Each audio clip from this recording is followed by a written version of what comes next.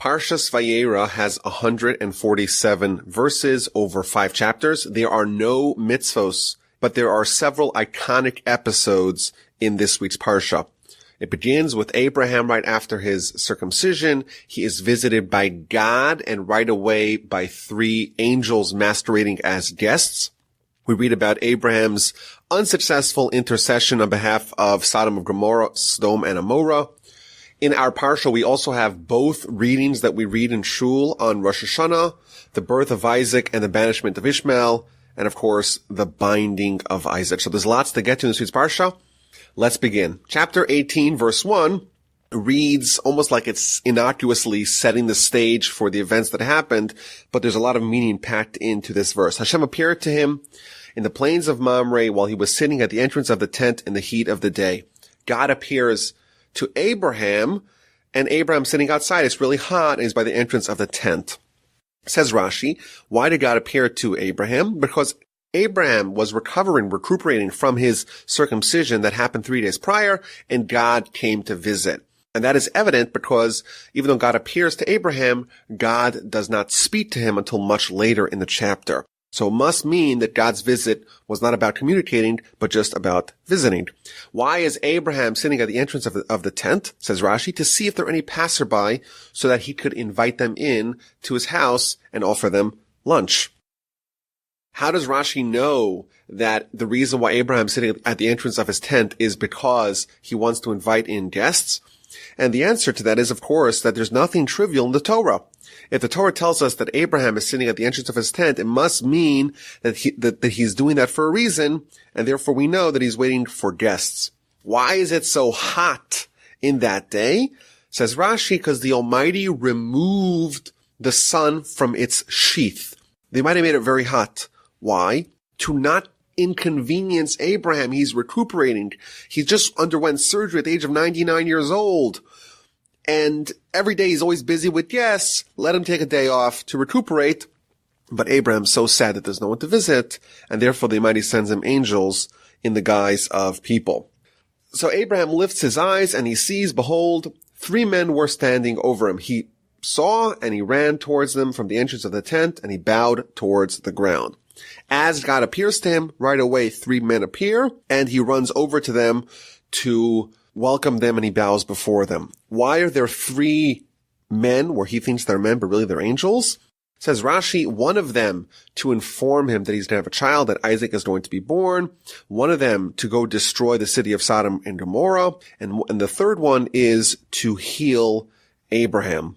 And that same angel that was sent to heal Abraham was also sent to save Lot from the cities of Sodom and Gomorrah that are about to be destroyed. And Rashi tells us an interesting idea that an angel, it's an isolated will of God. If there's 3 angels, it must mean that there are 3 tasks that God wants the angels to do. Meaning that if there was 4 things to do, there would be 4 angels. So you cannot separate the angel. The angel has no individual independent identity with the exception of him doing the will of God. Now it's really noteworthy in this particular verse, verse 2 of our Parsha, and Rashi points this out, that Abraham, he sees 3 men, and then it says again, and he sees Vayar, and he runs towards them.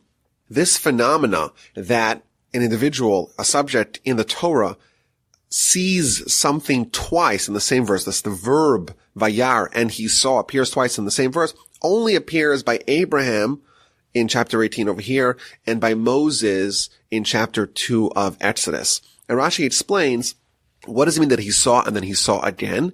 He saw from his perspective, and he saw from their perspective. Meaning that Abraham and Moses are both unique, that they were able to withdraw from their own little world and see the world not only from their own perspective, but from the perspective of others. So what does Abraham say? He says, my Lord, if I find favor in your eyes, now please don't leave your servant. Abraham has 3 visitors. He's 99 years old. He's recently circumcised. It's very hot. And now he's faced with a dilemma. God appeared to him, but now these 3 travelers, who he thinks, by the way, are pagans, as we'll see, they appear to him as well. And even though he has all the excuses in the world to avoid the potential guests, Abraham is motivated by some need, by some desire to feed those passerby, that he even tells God, don't leave. Wait a minute. I'm going to deal with these people. I'm going to engage in kindness. Abraham makes the maybe questionable decision to tell God, wait 1 second, don't leave. Let me tend to these guests. And in our eyes, maybe we would say that it seems like it's a terrible error. Someone has an opportunity to talk to the president or to a king, or to the Pope. And in the middle of their discussion, there's a vagabond panhandler asking for some food. It seems crazy to squander a once-in-a-lifetime opportunity to talk to the king, to talk to the president, to talk to the Pope, and certainly to talk to God, to tell him, you know what? Wait 1 second. See, could you please stay? Could you please not leave? And let me deal with this kindness. And it's even more bizarre that the Talmud says that Abraham made the right decision. Says the Talmud, the book of Shavuos, page 35b, it's greater to invite guests into your home than accepting and receiving prophecy. The Talmud, in fact, rules that taking care of guests supersedes receiving God's presence, meaning that in our world, we have responsibilities. We are put in this world to do stuff. What are we put here to do? To do acts of kindness, to do mitzvos, to actually engage in fulfilling the will of the Almighty. Having prophecy is great. Having spiritual, transcendental experiences are wonderful, are memorable, are inspiring. But no matter how transcendental an experience is, the opportunity to actually involve your body in doing the will of God is greater. My grandfather used to tell over a story about the great Rabbi Israel Salanter, the greatest Jew of the 19th century and the founder of the Muslim movement. He was once in a synagogue in shul, and he was in the middle of praying, and he hears two people of the Chevra Kadisha, of the burial society, each one of them arguing, no, you go bury this person, I'm too busy. No, you go bury this person, I'm too busy. So Rabbi Israel Salanter is in the middle of praying, but he quickly pulls off his tefillin and runs to go bury the dead person. Even though you're in the middle of praying, you're in the middle of talking to God, but if there's an opportunity to do a mitzvah, especially a mitzvah like burying someone who has no one to bury them, the mitzvah of a mace mitzvah, meaning a person that has no one to bury them, he ran to go bury the dead. Even though you're in the middle of a mitzvah of experiencing God, to actually engage your body in an act of kindness, in an act of a mitzvah, will supersede that. So what does Abraham tell them? He says, let some water be brought and wash your feet and recline beneath the tree. So he begins by saying, it's time to wash your feet. Then he says, I'll fetch some bread. You'll have some food, and then you can leave. He tells the guests, listen, let's clean your feet off, go recline under the tree. I'm going to give you some bread, and then you could leave. So first of all, a few points here Rashi points out. Number one, it says that he wants water to be brought to wash their feet. Why does he want them to wash their feet? He wants them to wash their feet because he suspected these were pagans, and the pagans in antiquity sometimes used to worship the dust on their feet, and therefore Abraham didn't want them to enter his tent with idolatry stuck to their feet. Go wash your feet off. Meaning that in Abraham's worldview, the idea of doing kindness to strangers and the idea of faith were interlinked and inseparable. Only after you wash your feet, only after you make sure that there's no idolatry, no shred, no morsel of idolatry in this activity, only then is he willing to do the kindness. Moreover, what does he say? He says, let some water be brought. Even though Abraham himself is going to be very involved in this activity, in this kindness that he's doing to these travelers, here he outsourced it. He says, let water be brought. Let someone else bring the water. Says Rashi something very frightening. Abraham did everything himself besides for this. Therefore, when the Jewish people, Abraham's descendants, all the way after the Exodus from Egypt, when they're going to need water, just like Abraham outsourced the water for his guests, God is going to outsource the water for the Jewish people. God gave manna directly from him to the Jewish people. Whereas with the water, he told Moshe, he outsourced it to Moshe. Moshe, you go talk to the rock and you extract water from the rock for the Jewish people. Abraham was almost like being punished because you didn't do it yourself. You didn't give the water yourself. Therefore, I'm not going to give the water myself to the Jewish people. I'm going to do it through an intermediary, through Moshe. And if we play out the story, we'll realize that there's some amazing eternal consequences. Moshe, of course, walks over to the rock and starts talking to it. It doesn't yield any water. He hits the rock, and the water spouts forth from the rock. But God's mad at him, and God punishes him, and God tells him, you cannot go into the land of Israel because of this sin of not talking to the rock, only hitting it and extracting water from it. So in essence, what Rashi over here in chapter 18, verse 4 in Genesis is telling us that the reason why circumstances worked out that Moshe was punished, that he wasn't allowed to go in the land of Israel, that was all a result of Abraham telling these visitors, let some water be brought, as opposed to bringing the water himself. Had Abraham brought the water himself, Moshe would have not have been needed to give the water to the Jewish people. Therefore, he wouldn't have sinned. Therefore, he would have entered the land of Israel. But conversely, what we could say is that in the opposite direction, the fact that Abraham did bring the food himself, that earned the Jewish people that they got the food delivered to them directly from God. Now, it is interesting, if you read this whole episode in its entirety, Abraham's going to be very lavish in his generosity towards these guests. But here he says, let some water be brought. Yukachna me'at maim, a little bit of water. So it's one interesting kind of comparison here. On one hand, Abraham's going to be so generous with his food. In fact, he's going to slaughter multiple cows to feed only 3 guests. But with respect to water, he only offers a little water. So one of the commentaries answered that water, after all, has to be schlepped, has to be brought in from a well. And therefore, Abraham is telling someone else, go get water from the well. But if you're telling someone else to go get water from the well, you can't say, bring tons of water. We need lots of water. If it's on someone else's back, if someone else is shouldering the burden of procuring you water, then you say, give me a little water. In fact, back to Rabbi Israel Salanter, the great Rabbi Israel Salanter, he was once washing his hands before a bread meal as halacha mandates, and he was doing very little, a minimal amount of water on his hands, whereas someone who was next to him was pouring a lot, because after all, it's a mitzvah. You're supposed to pour a lot of water on your hands before you eat the bread meal. And Rabbi Israel Salanter tells him, you're using a lot of water, and you think that you're doing a mitzvah or that you're doing the halacha, fulfilling the requirement in the best possible fashion, but you don't realize that someone else had to go to the well to extract that water, and it's no great mitzvah for you to say, I'm going to use a lot of water on my hands, and thereby force someone else to have to toil much more. So Abraham says, use a little water, wash your feet, recline beneath the tree. I'm going to get you some bread.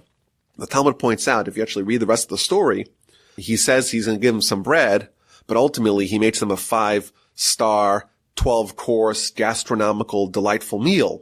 So he promises the bread, but he delivers a lot more. Says the Talmud that tzaddikim, the righteous, they say a little and they do a lot. They under-promise and they over-deliver. So Abraham ran to the tent to Sarah and says to her, hurry, let's make fine flour, let's make cakes. Abraham ran to the cattle, took a calf, tender and good, gave it to the youth who hurried to prepare it. Abraham is in a frenzy preparing this lavish meal for his guests, people that he thinks are pagan. And in fact, the Torah says 5 separate occasions in this episode that Abraham ran. The Talmud tells us an interesting story about one of the great sages of the Talmud, Nachum Ish Gamzu, that he was blind with both eyes, he was lame in both feet, both of his arms were cut off, and his whole body was covered in blisters. And the students came to him and says to him, you're a great sage. How come you're suffering so much? So he tells them a story. He says, once I was traveling and I was taking with me multiple animals, and a poor person stopped me and says, give me some food. I'm hungry. And I told him, says the great Nachum Ish Gamzu, the great sage, he says, give me a second. Let me unload myself from the animal to give you food. And by the time he unburdened himself from his travel, the poor person that asked him for food died on the spot. And therefore, says Nachum Ish Gamzu, I prayed that because I was insensitive to the needs of the poor person, I should get punished by becoming blind and lose my hands, lose my feet, and be covered in boils. So this is a terrifying story in the Talmud Again, this is from the book of Tainus, page 21a. But here we see, certainly with Abraham, that the perspective that we have towards kindness, whenever there's someone else in need, we don't dilly-dally, we don't wait around, we don't outsource, or if we outsource a little bit, but right away we get totally caught up in this activity, doing everything we can at great speed with great alacrity to try to help remediate the needs of the people that we're trying to help.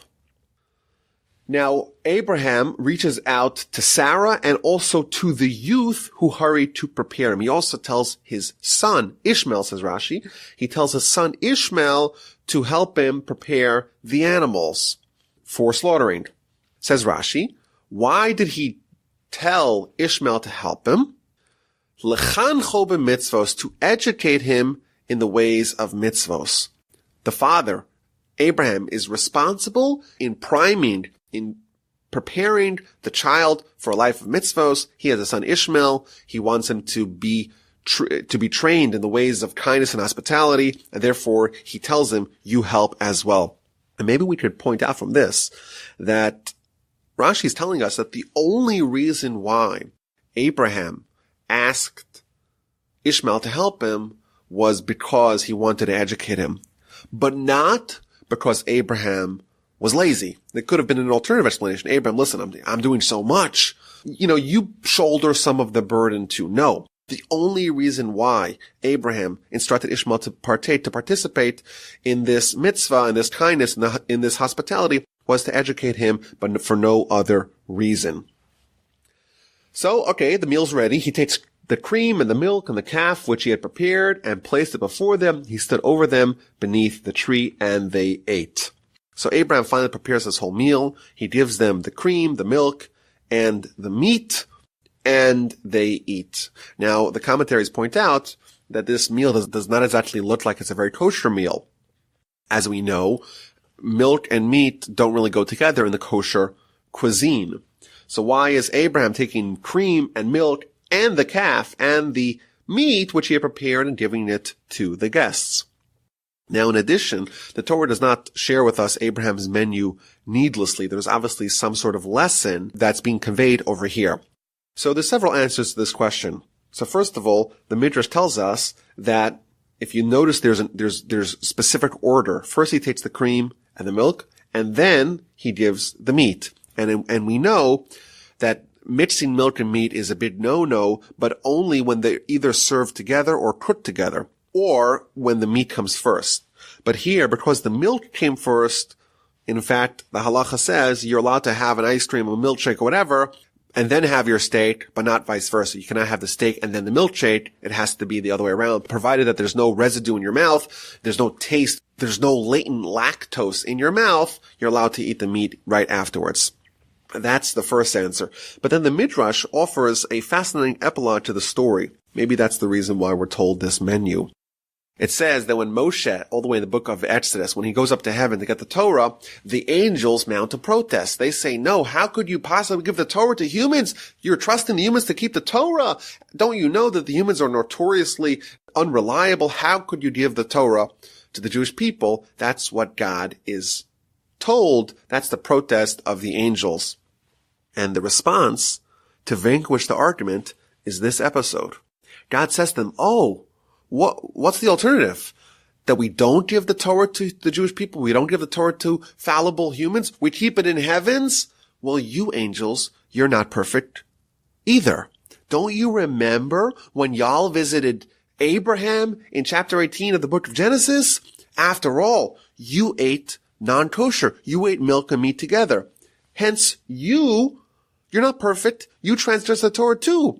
And therefore, there's no reason for the Torah to be limited to the heavens. And in fact, this argument proved winning and the angels relented. So it's an interesting little epilogue to this story, a postscript to the story, that this story and this particular menu that Abraham served to the angels, that actually came back sometime in the future. Okay, so they're in the middle of enjoying their meal, and they asked for Sarah, and then they tell Abraham, we're going to return in a year, you're going to have a child. Now, Abraham was already promised this earlier by God, so therefore, to him, this seems very reasonable. Sarah, she has no idea that she's about to have a child. She's been barren. She's 90 years old. She's been barren for her whole life. And she hears this and she starts laughing. It's so ridiculous. She's so old. She's so withered. Is it likely that she'll have delicate skin? Is it likely that she'll have a child? After all, she's so old. Her husband is so old. And then the Almighty interjects into the story and tells Abraham, wait a minute. Why is Sarah laughing? Doesn't she know that it's possible? Is there anything that's beyond God? Indeed, you will have a child within a year. Now, it's interesting, Rashi points this out, that when Sarah, when she initially laughed, when she scoffed at the idea that she's going to have a child, she says, how could I possibly have a child? My husband Abraham is so old. But when Hashem, when the Almighty told over this laughter to Abraham, he kind of altered it a little bit. Whereas Sarah says, how could I have a child? My husband is so old. When God told over this to Abraham, he altered it and said that Sarah said, how could I have a child? I am so old. Says Rashi, quoting from the Talmud, that there are several instances where someone is allowed to lie. Moreover, it's actually correct to tell something that's not true. And here, in order to promote peace and love between husband and wife, and that Abraham should not be told that Sarah was musing over her husband's old age. Therefore, the Almighty switched it and said that Sarah says that she's old, but her husband is not. Sarah denies it. I didn't laugh. She was frightened. Abraham says, no, you did laugh. And meanwhile, the angels are done their meal. They get up and they leave. They start heading towards Sodom to their next mission, and Abraham is walking with them to escort them. And here in verse 17, something really interesting happens. The Almighty says, should I conceal from Abraham what I'm about to do? I'm about to go to send my angels to go to Sodom and Gomorrah to destroy it. How could I not tell this to Abraham? After all, he's going to become a great and mighty nation. All the nations of the earth shall bless themselves by him. I loved him. He's going to command his children and his household after him to keep the way of God, doing charity and justice. I cannot possibly withhold my plans from Abraham. It's interesting that Abraham's greatness is manifest not only by his own personal accomplishments, but by the fact that he's going to impart that, he's going to inculcate that in his children, because he commands his children and his household after him that they keep the way of Hashem. What we're being told here is that the centerpiece of spiritual lives is not just someone's own personal accomplishments, but how much they invest towards influencing their children in those same ways of God. So the Almighty says to Abraham, the outcry of Sodom and Gomorrah is so great, their sin is very grave. I'll descend and see if they act in accordance with the outcry that has come before me, then I will destroy them. So Abraham is informed by God. He is going to destroy the cities of Sodom and Gomorrah because their ways are very evil. There's tremendous perversion, and they are no longer worthy of continuing to exist on God's world. What is their perversion? So Rashi tells us from the Talmud that there was a young girl that they killed in a horrific way because she gave food to poor people. This girl, the Talmud tells us, is the daughter of Lot. Remember, Lot is living in the city of Sodom. And she, when she would go to the well to load it up with water, she would fill the empty pail with food, and she would meet the poor person by the well, and she would feed them in a surreptitious way that the people of Sodom and Gomorrah would not notice it. After all, they were not very open to the idea of hospitality, and in fact, that was a punishable crime. The people of Sodom and Gomorrah found out about it, and they killed her in a horrific way. The Talmud also says another story that each person, each resident of the city of Sodom and Gomorrah would have a coin, a special gold coin minted, emblazoned with their face on it. And then poor people would come, knock on doors, and they would treat them seemingly with lots of kindness. They'd say, hey, come in, I'll take care of you. Here's a gold coin. Good luck. And everyone would go give them gold coins. And the poor person would be loaded with gold coins, and then he would go to the store to try to buy some food.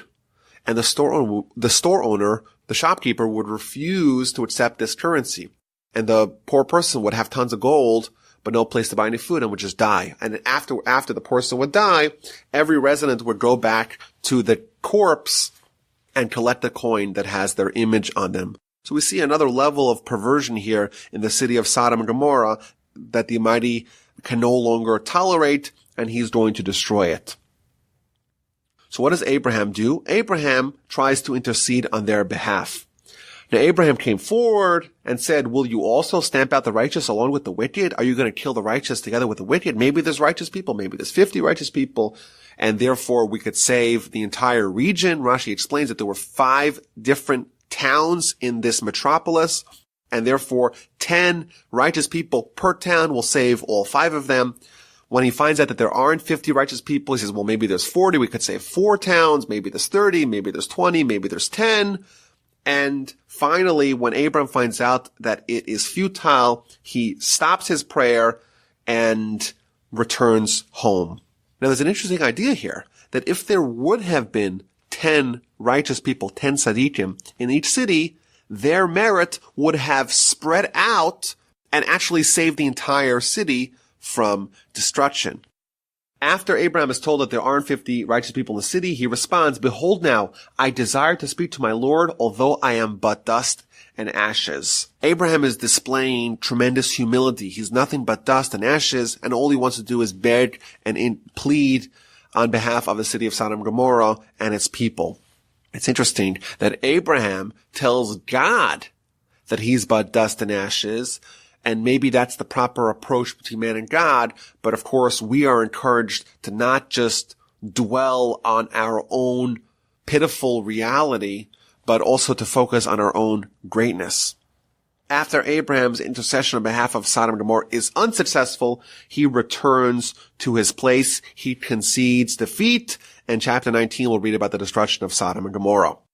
Now, it's interesting. The Mishnah tells us that we are encouraged to be students of Abraham and not students of Bilam. In the book of Numbers, we're going to read about Bilam, who is a prophet of the non-Jews, who was hired to go destroy the Jewish people, and that is unsuccessful. And here we see these polar opposites, Abraham and Bilam. Abraham is praying to save his enemies that are going to be destroyed. Bilam does the opposite. Bilam prays to destroy his enemies. Both of their prayers are unsuccessful. But it's interesting, when his prayer falters, he doesn't acknowledge defeat. He doesn't concede that that's not the will of God. He says, you know what, let's go to a different place. And he tries a different mountaintop and chooses a different vantage point. Never did he consider that God did not want to give in. Whereas Abraham is unsuccessful with his intercession, and he does not say, you know what, let's try to get off with a technicality. Maybe we could go to a different place. No, Abraham concedes and he returns home. Now, chapter 18 is very interesting because, Abraham in Jewish philosophy is viewed as a man of kindness. And these 2 episodes really are the 2 quintessential, archetypical episodes of kindness in Abraham's life and in his narrative in the Torah. And what I find quite fascinating is that both episodes of kindness were essentially fruitless. After all, it turns out that those 3 strangers that he fed were angels. Angels don't need food. Therefore, that kindness didn't yield any positive results for the recipient. In addition, the second kind thing that Abraham did was to try to intercede on behalf of Sodom and Gomorrah, and, well, we see that Sodom and Gomorrah were not saved. And I think maybe there's a lesson here. The Torah is specifically highlighting the episodes of Abraham's chesed, his kindness, that did not yield any positive results for the recipient to tell us maybe a deep lesson.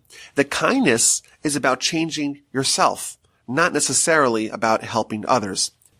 If the whole objective was to try to benefit the recipient, if that was the entire reason why we did kindness, well, you know who's a lot better at helping those in need than we are?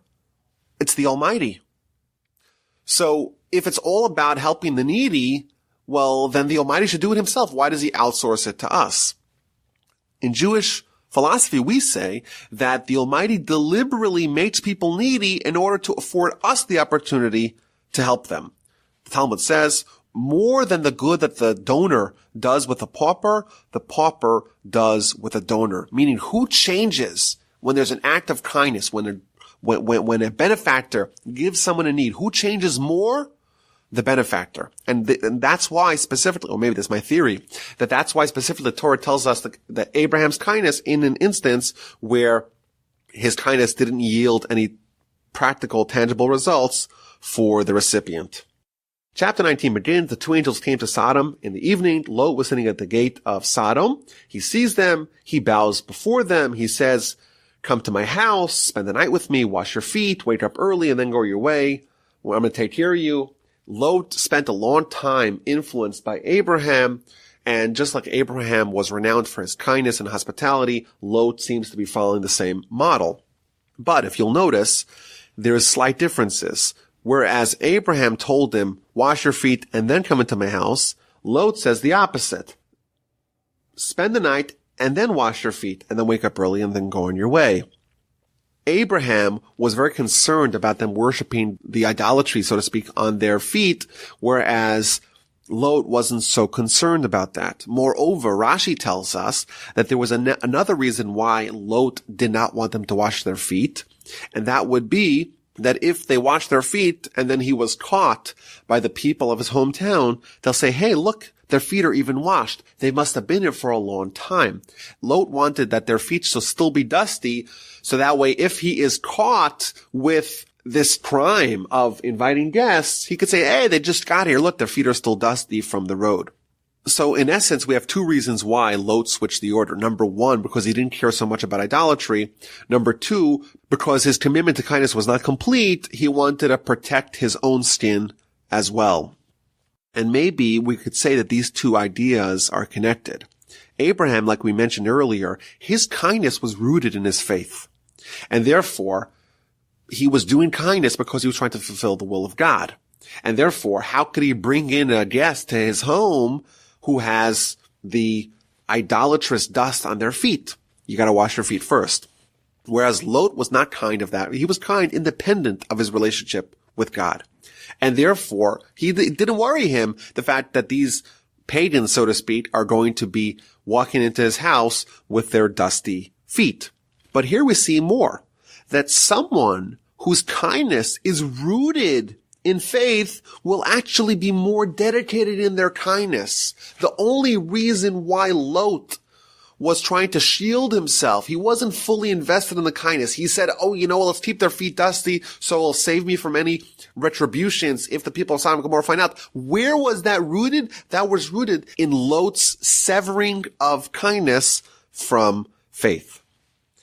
So initially, the angels refused to spend the night with Lot. He urged them very much, and finally they agreed. He made them a feast. They baked matzos. They ate. But what happens? The people of Sodom and Gomorrah find out. And young people, old people, they rush to Lot's house, and they mount a tremendous protest and a riot, saying, how could you do this to us? How could you invite guests? How could you engage in hospitality? That is not the way of our city. Give us those people. Let us know them. Rashi says that's a euphemism for sodomize them. And it's amazing, this episode that really shows just the perversion of the city. Young people, old people, everyone, the whole people of this town came to protest the kindness that Lot was doing.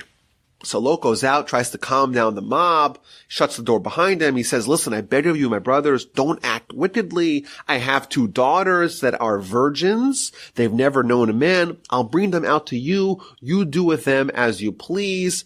But to these men do nothing, inasmuch as they have come under the shelter of my roof. Lot is trying to appease the mob by throwing them his 2 daughters as bait for the mob, just to make sure that his guests, his precious guests, are untouched. We see that Lot has this warped vision of what he's supposed to do. He's supposed to invite the guests, but in his mind, that even warrants forfeiting his daughters to the mob. And my grandfather used to explain this, that Lot, after all, was a student of Abraham, but he was a student who didn't quite get it. He wasn't able to operate on his own. He was able to try to mimic Abraham, but he didn't internalize Abraham's worldview, and therefore, when he had to make a judgment call, when he was tasked with the responsibility of determining the proper way, he made a blunder. And here we're told Lot was an improper student of Abraham. He didn't really internalize the message, and therefore he was able to make this warped decision to forfeit his daughters to save his guests. So, of course, these guests are actually angels, so they take command of the situation. They tell him stand back. They pull Lot inside. They strike all the people outside with blindness, and they get down to business. It's an urgent matter. They tell Lot, who do you have here? Your children, your sons, your daughters, your children-in-law. Let's go. We're about to destroy the city. The outcry has become great before Hashem. Hashem sent us to destroy it. So Lot tries to speak to his children-in-law, his son-in-law, and he tells them, listen, these angels are coming from God. We're about to destroy this. God's about to destroy the city. It's time to leave. And he sounds like an absolute fool, but he seems like a jester in the eyes of his sons-in-law. And just as dawn is breaking, the angels urge Lot, saying, get up, take your wife and your two daughters, whoever's here, lest you be swept away because of the sin of the city. Lot, of course, wanted to try to grab as many stuff as he could, and the men just grasped him by his hand, took his wife's hand and the hand of his daughters, and they took him fleeing from the city. They made a warning, don't turn back.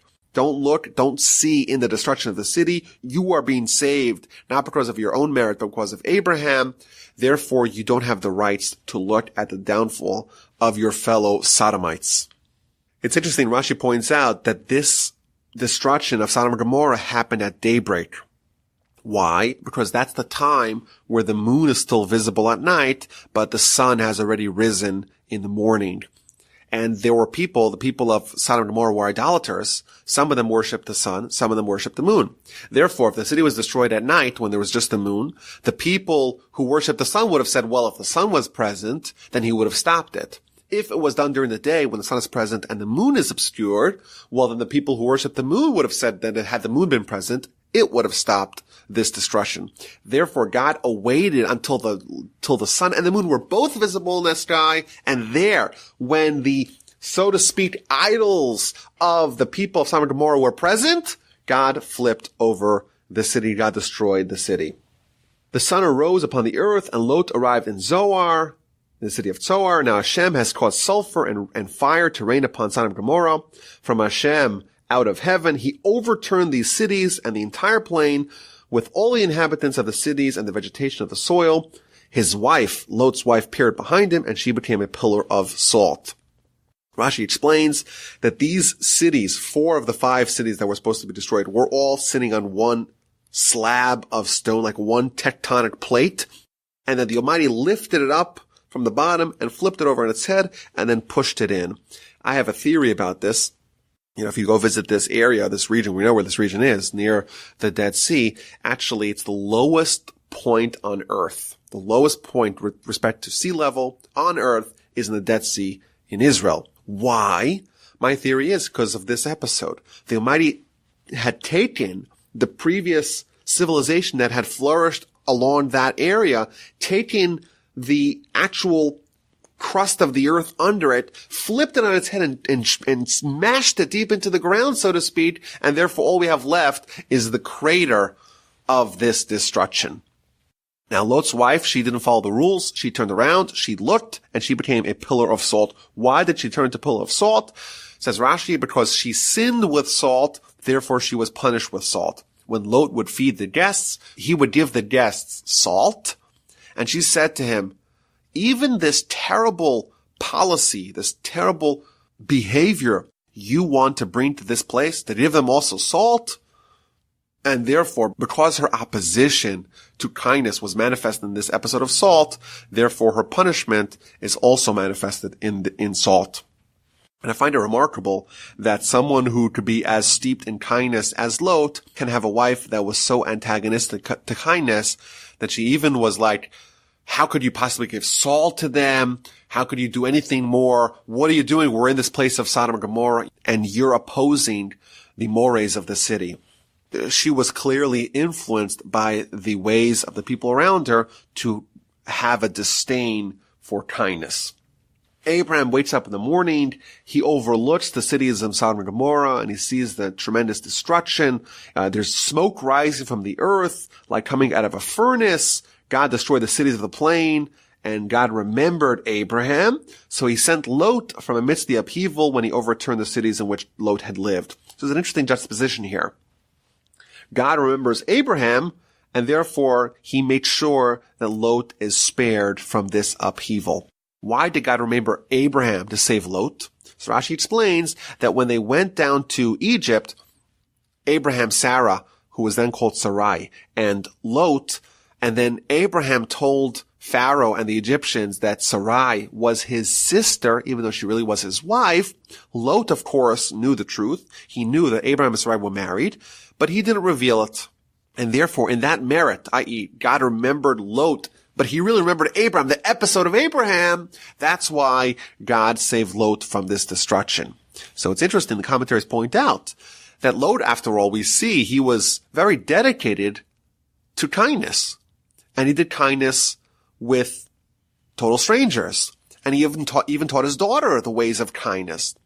But when we need to find a merit to save him from the destruction of cities of Sodom and Gomorrah, the only episode that we could find is when he didn't oust his brother-in-law and sister, Abraham and Sarah, when they lied to the people of Egypt. It seems like that Lot's kindness was him copying Abraham. And therefore, spiritual mimicry does not save him. It's only something that he did on his own. Only how he developed himself personally, only those things are a merit worthy of saving him from destruction. Now, Lot settles in the city of Zoar. He refuses to go close to Abraham. He doesn't want to be compared to Abraham. He reasons that the only reason why he was saved was because in comparison relative to the sinners around him, he was worthy. He doesn't want to be compared to Abraham, and therefore he made sure that he doesn't move next to Abraham. He settles in a cave. His family, his daughters, and his wife is gone. Their whole hometown is gone. The whole region has been destroyed. They're convinced that the whole world has been destroyed. It's an apocalyptic end of the world kind of event. His daughters imagine that they're the only women left in the world. Their father is the only man left. They give him wine. He gets drunk, and in successive nights, he sleeps with his daughters. Both of them become pregnant. The older one has a child, Moab. Of course, we're going to meet the Moabites later on in the Torah. And the younger one has a child. She names him Ben Ami. That's the Ammonites. We meet them as well later on. Chapter 20 begins with Abraham moving again. Abraham journeyed from there to the region of the south and settled between Kadesh and Shur, and he sojourned in Gerar. Why did Abraham move? So Rashi explains that his job, quote-unquote, relocated. Why? What was Abraham's job? Abraham's job was kindness, was hospitality, was reaching out to the people around him, giving them kindness, giving them hospitality, giving them generosity, and teaching them about God. Well, where was he located? He was located in the region near Sodom and Gomorrah. Not in Sodom and Gomorrah, but near it. Now, that place has been destroyed. There's no longer any passerby. So therefore, Abraham had to move to a place with greater foot traffic to continue doing what he did. But the problem is that now he's in a new place, and his wife is again kidnapped. This time it's Avimelech, the king of Gerar. He kidnaps Sarah, and he tries to sleep with her. It does not work so well for him. He is being punished. He has a dream where God tells him, how could you touch this woman? She is married to a great prophet. You're going to die unless he prays for you. Avimelech wakes up and he runs over to Abraham. How could you do this to me? How could you give this woman and not tell me that she's your wife? Abraham says, listen, I was worried that you'll kill me. After all, I get to a new place, and they don't ask me about, well, what do you need? How can I take care of you? They say, who is this woman? Is she your wife? Is she your sister? I was worried that this is a place free of fear of heaven, and therefore I told you that she is my sister. And the truth is that she actually is my sister. Regardless, Avimelech doesn't want to deal with him.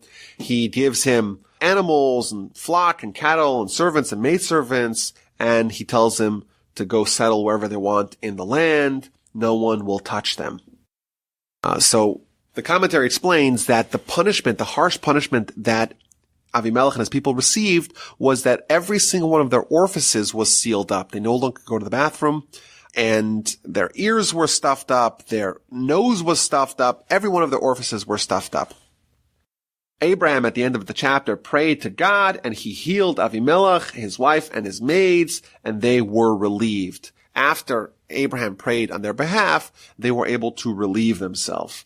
Why? For Hashem had completely restrained every orifice in the household of Avimelech because of Sarah, the wife of Abraham.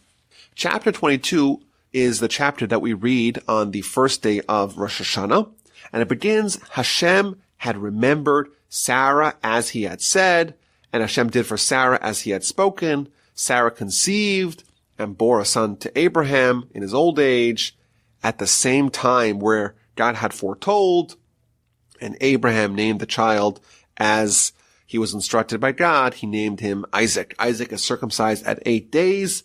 Abraham is 100 years old when Isaac is born. His wife, Sarah, is 90.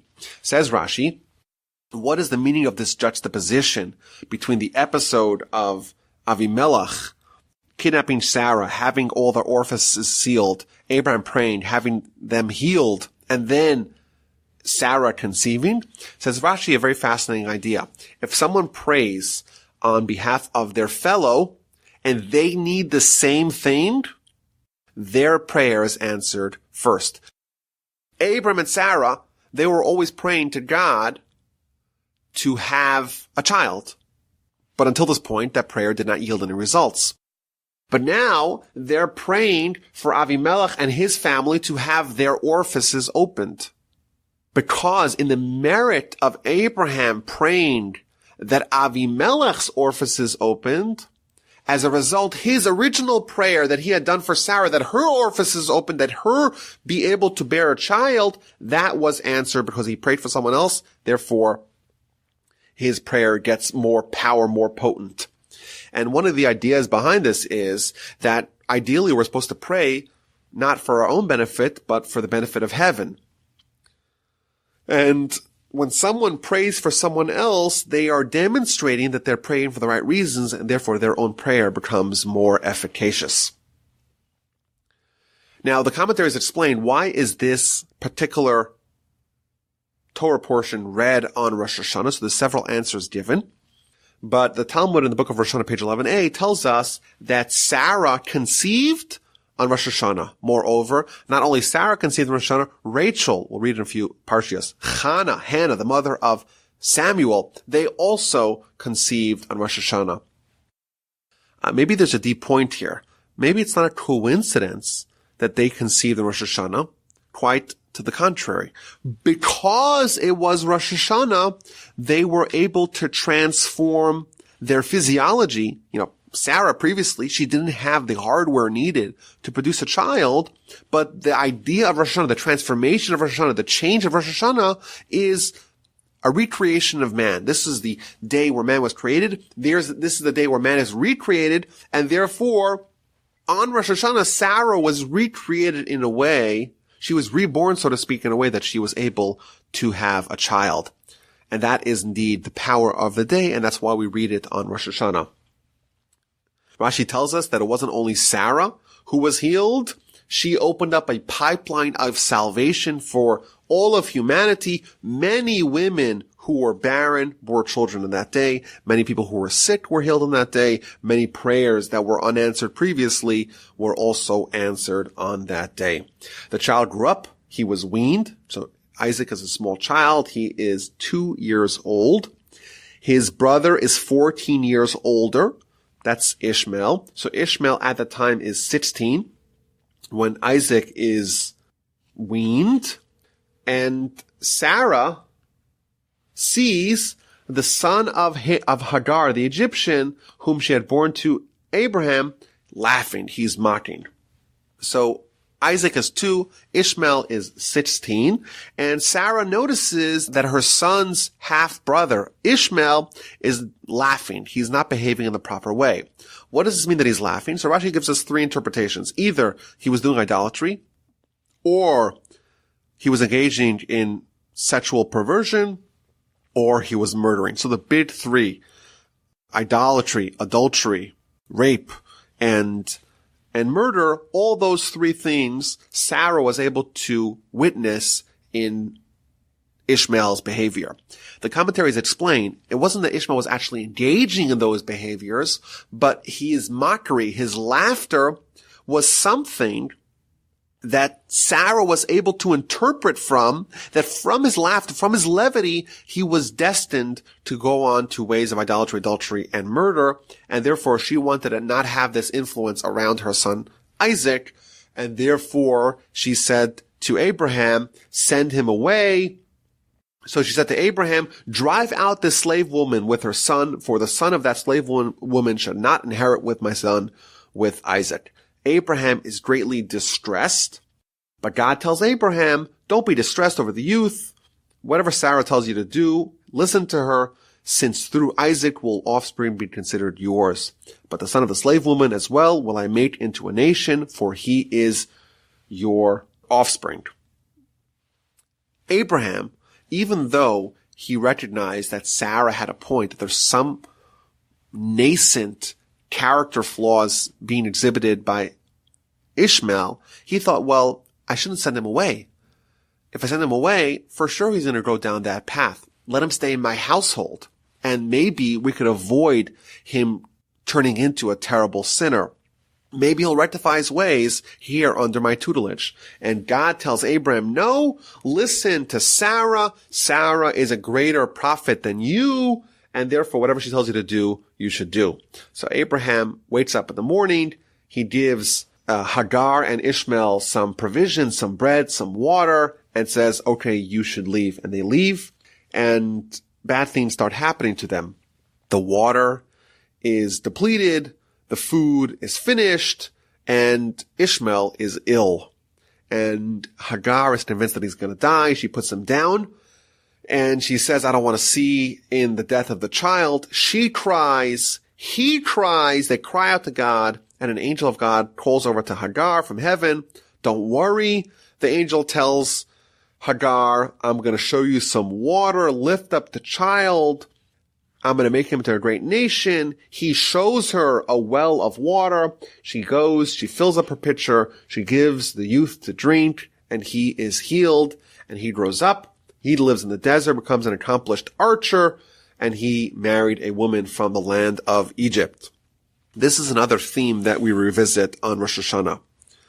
Even though Ishmael is destined to cause all kinds of trouble for the Jewish people, not only him, but his children, still, God listens to his prayer and to his mother's prayer, and he is saved from devastation. The Talmud explains that the angels petitioned to God, how could you save Ishmael? Let him die. All kinds of terrible things are going to happen to the Jewish people from his descendants. And God responded to them, well, what's his status today? Is he righteous or is he wicked right now? And they respond, well, he's righteous now, but he's going to be wicked in the future. God says, I'm only judging him with respect to his current status. Now he's righteous. I'm going to judge him as such. And therefore, even though in the future he's going to go down the wicked path, I will only judge him as righteous, and I'm going to save him. And that is a theme that we revisit on Rosh Hashanah. Even though we may have had a wicked past and we're destined for a wicked future, if on Rosh Hashanah we are righteous, God will judge us as per our status of that time and judge us favorably. Rashi points out in addition here that God listens and heeds to the prayer of Ishmael, not to the prayer of Hagar. Says Rashi, from here we see that the prayer of the sick person themselves is more effective than the prayer of others for him. Perhaps the reason behind that, why is Ishmael's prayer more effective than Hagar's prayer? Maybe the idea is that prayer is the cognition and acceptance of the notion that we are powerless. Everything we have is from God. We're in God's hands. We're at God's mercy. The sick person truly senses their vulnerability. They realize that they have nothing, that they're totally in the hands of God, and therefore that prayer, a prayer done with the recognition that you are totally in the hands of God, that prayer is very powerful. Chapter 21 ends with Abraham making an alliance with Avimelech. He signs a peace accord with Avimelech and his descendants. And Abraham also plants an Eshel in Beersheba. Abraham builds another hospitality center where he proclaims the name of God. Rashi tells us, quoting from the Talmud, that what Abraham used to do is he would use his kindness to influence people in the ways of monotheism. He built a hotel, and he would give free food, room, and board to all the people that came to visit. In fact, we're told in the Midrash that Abraham devised a new kind of tent, a tent that had 4 entrances, meaning that whichever direction the passerby are coming from, they'll be welcomed into Abraham's home and be fed and taken care of adequately. And once someone would be there, they'd be wined and dined by Abraham. And when they would leave, they would want to show their appreciation. Thank you so much, Abraham. You've been so kind with me. And Abraham says, wait a minute. Why are you thanking me? You have to thank God. It is God, not me, who made this food. And Abraham would use this kindness to influence other people.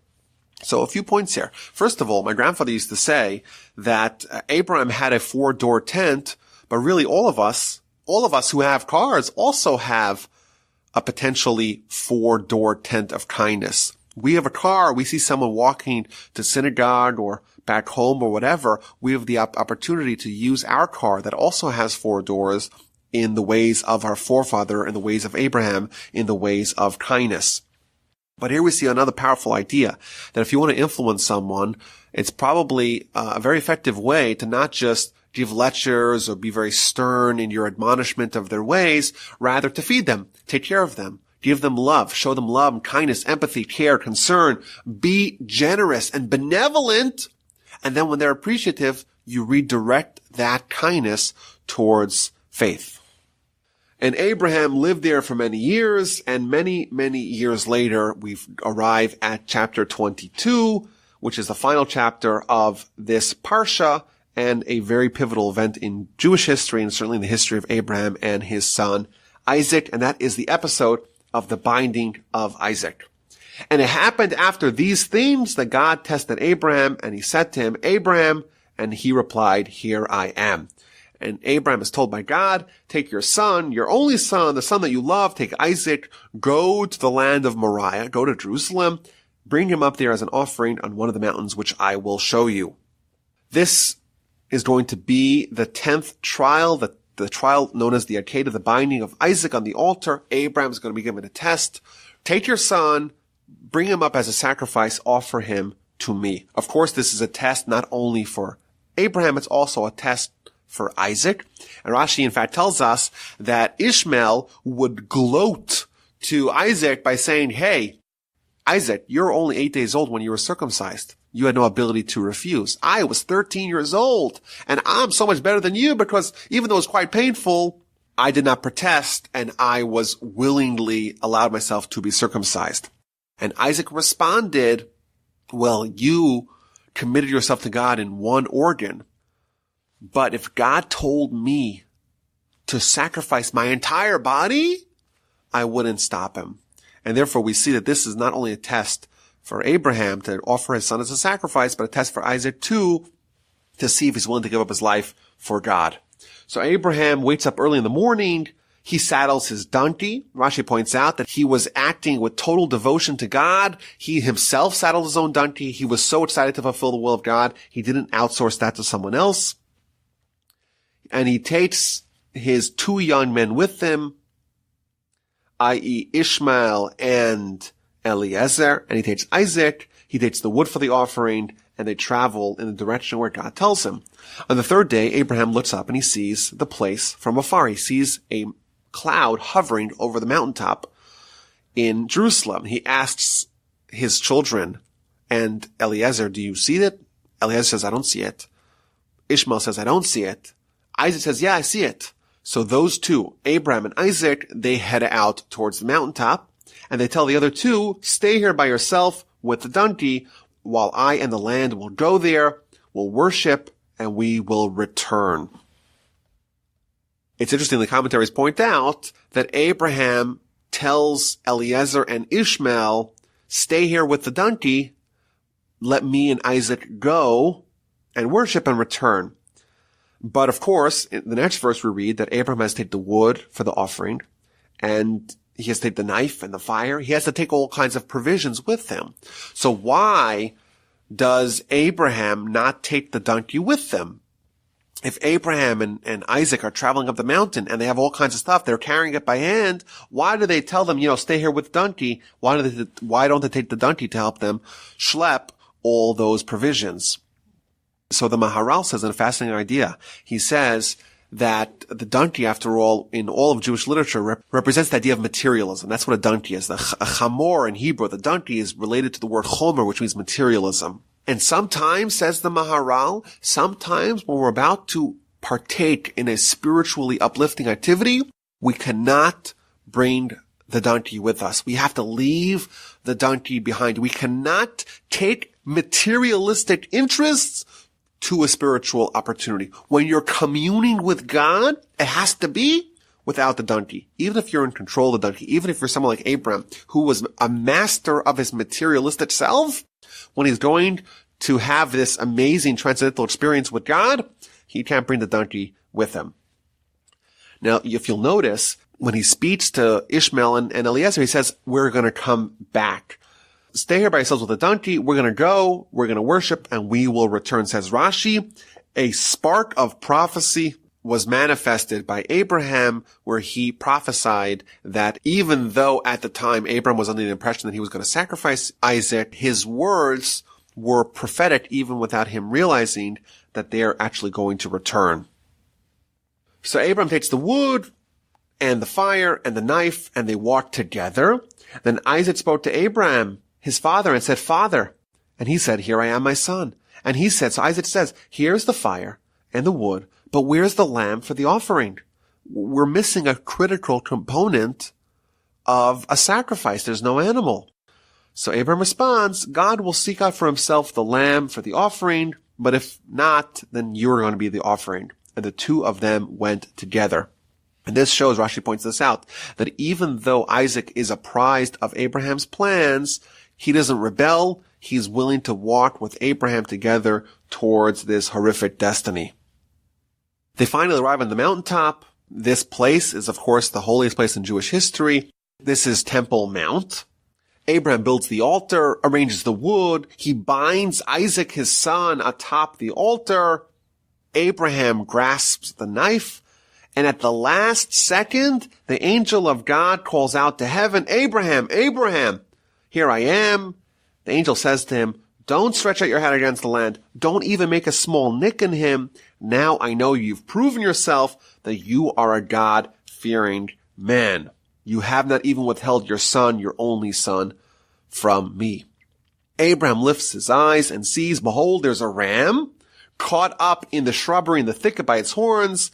Abraham takes the ram, offers it up as an offering instead of his son, and Abraham renames the mountain Hashem Yera'eh, God will appear. That is the name of the mountain until this very day.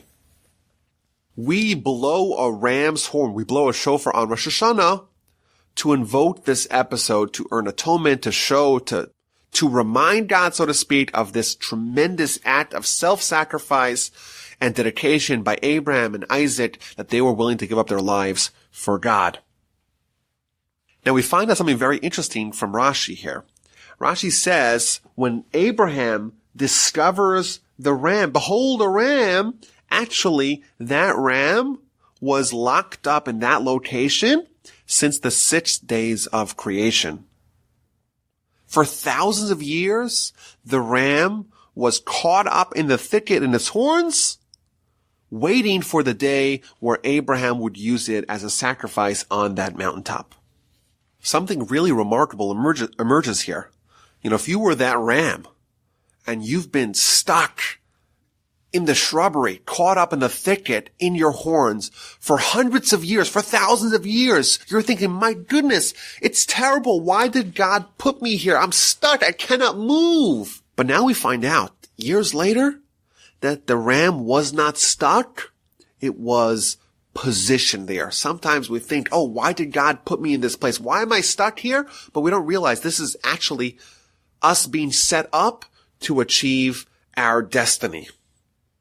So Abraham renames the mountain Hashem Yira'eh, says the Talmud. What is the name of that city? What is the name of that mountain? It's called Jerusalem, or Yerushalayim. Last week's Parsha, we called it Shalem, Salem. This week's Parsha, Abraham names it Hashem Yira'eh. If you take Yira'eh and Salem, you put those two together, Yerushalayim, Jerusalem. Abraham is given another blessing. Because you have done this thing, I have not withheld your son, your only one, that I shall surely bless you and greatly increase your offspring like the stars of the heaven, like the sand of the seashore. Your offspring shall inherit the gate of its enemy. All the nations shall bless themselves by your offspring because you have listened to my voice. Abraham returns to Ishmael and Eliezer, and they stood up and they traveled back to Beersheba, and Abraham settled in Beersheba, and the Parsha ends with the birth of Rebekah. Rebekah is going to be Isaac's wife, and right after this tremendous episode where Isaac was almost offered as a sacrifice before God, right afterwards, his future spouse is born, and of course, their courtship and marriage is going to be the centerpiece of next week's Parsha. Now, these two events that ended the Parsha, number one, Abraham's banishment of Ishmael, and number two, Abraham's offering of Isaac as a sacrifice, of course, raise some very deep questions. And now maybe these things should be discussed at greater length on their own podcast. But we see here something that, again, is one of the themes that's being strung throughout the Parsha. Abraham is a paragon of faith and of kindness. But really, those two are interlinked. And here we see that Abraham is acting in a most unkind way. He's banishing his son Ishmael. He is offering his son, or trying to offer his son Isaac. Those things are very unkind. But the reason why they're a test, the struggle here, what's the conflict? The conflict is God says banish Ishmael. God says offer Isaac as a sacrifice. What Abraham is demonstrating when he is indeed fulfilling the will of God, what he's showing us is that his kindness ultimately sees its roots in his faith. The reason why Abraham was kind was because that was the will of God. And therefore, if the will of God is to be unkind, he acted unkindly with the same devotion as he acted in a kind manner. The one person who is missing from the whole episode of the binding of Isaac is, of course, Sarah. And in next week's Parsha, we're going to find out what happens to Sarah once she discovers what happened, or what was about to happen, on the mountaintop on Temple Mount when Abraham was going to offer Isaac as a sacrifice.